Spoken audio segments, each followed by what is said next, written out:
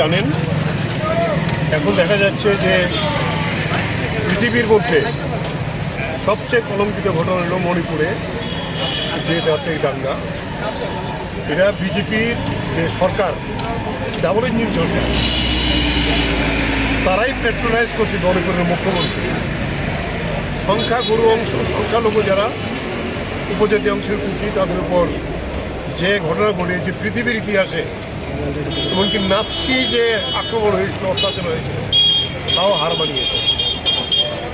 সেখানে ইন্ডিয়া যে সর্বদলীয় জোট, সেই জোটের প্রতিনিধিজনকে যে গেছে যে নেট বন্ধ, তাহলে আমাদের কাছে এখনও যা ভিডিও আছে, আমরা যদি তা প্রকাশ করি সেটা গোটা পৃথিবীতে এরকম ঘটনা ঘটবে।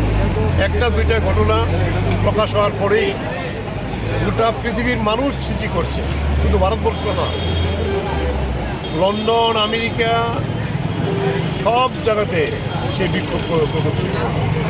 এই জায়গায় তুলনায় গোটা দেশে মানুষ প্রতিবাদ করছে। কিন্তু দুর্ভাগ্যের ব্যাপার যে আমাদের দেশের প্রধানমন্ত্রী, ওনার 1 ঘন্টা সময় নেই মণিপুরে গিয়ে এই মানুষের কথা শোনার জন্য, সম্পূর্ণ নীরব। যখন এই ভিডিও প্রত্যক্ষ হয়েছে, তিনি 36 সেকেন্ড কথা বলেছেন। আমার বুক ব্যথিত, কিন্তু ব্যথা কী কারণ, কীভাবে উপশম হবে তার কোনো কিছু।